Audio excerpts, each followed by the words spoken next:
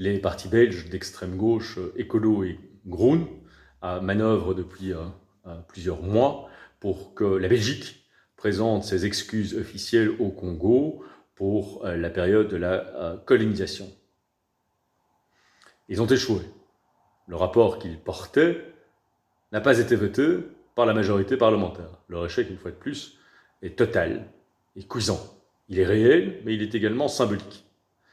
Alors, ce rapport et cette velléité de présenter des excuses pour des crimes commis il y a, parce que la colonisation, l'entreprise coloniale, d'abord personnelle et ensuite nationale au Congo, démarre il y a largement plus d'un siècle. Donc on parle de quelque chose déjà d'assez ancien. Cette velléité pour la population de 2022 de présenter des excuses pour des crimes qu'évidemment elle n'a pas commis repose sur deux catégories. La responsabilité collective et la responsabilité à travers les âges. C'est-à-dire très exactement les deux catégories qui permettent, c'est ce qu'explique Jean-Paul Sartre d'une manière éblouissante dans ses réflexions sur la question juive, qui permettent aux antisémites de tous les horizons de condamner les juifs pour des crimes qui ont été commis prétendument par d'autres juifs il y a plusieurs siècles et parfois même 2 millénaires.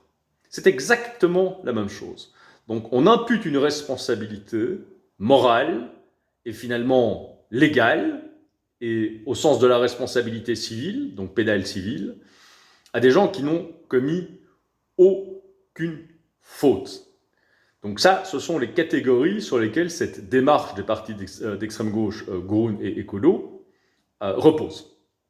Deuxièmement, il y a évidemment des impasses logiques, parce que si des crimes ont été commis au XXe siècle, des crimes ont été commis également au XIXe, au XVIIIe, au XVIIe. Et en réalité, on peut remonter jusqu'au Thermopyle, voire jusqu'au 8e siècle avant Jésus-Christ, époque des chants ou des mythes d'Homère.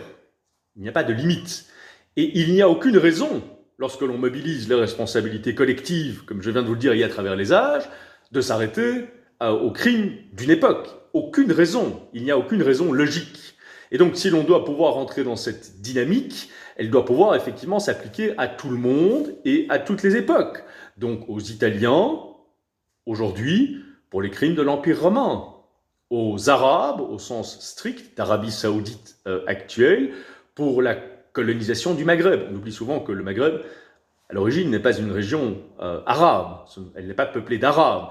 Le Maghreb actuel est le fruit d'une colonisation, d'un impérialisme pur, très brutal d'ailleurs, et réussi, et qui persiste effectivement à travers les âges. Les 10 pays du Maghreb devraient présenter leurs excuses pour la gigantesque industrie de l'esclavagisme arabo-musulman sur la population noire d'Afrique, etc., etc., etc.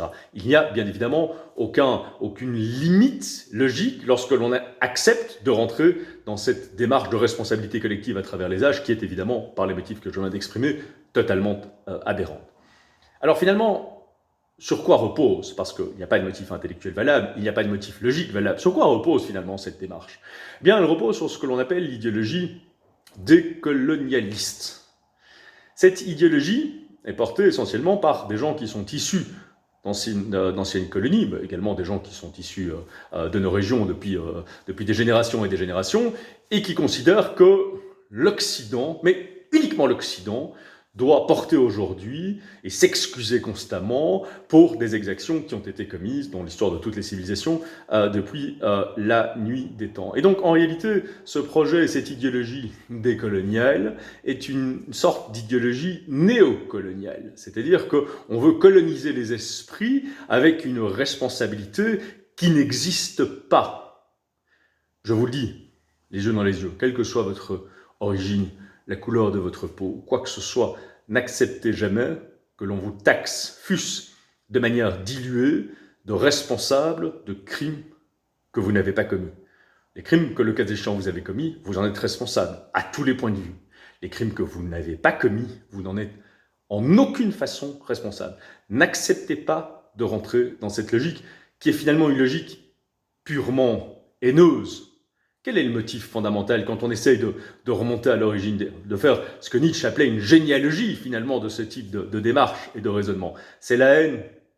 C'est la haine de l'Occident, c'est pas la haine des crimes du passé. Non, non, c'est la haine de l'Occident aujourd'hui. C'est la haine de l'Occident à toutes les époques, et c'est la haine de ce que représente finalement l'Occident. Alors l'Occident évidemment est une civilisation qui, comme toute la civilisation, les civilisations pardon, a commis des crimes. Il n'en reste pas moins que l'Occident est la seule civilisation de liberté.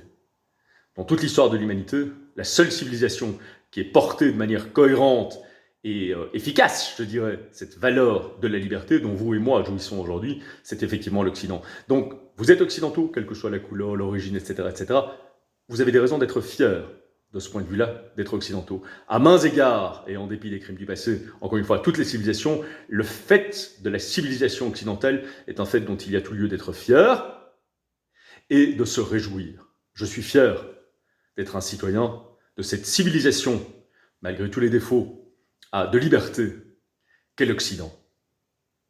À bientôt.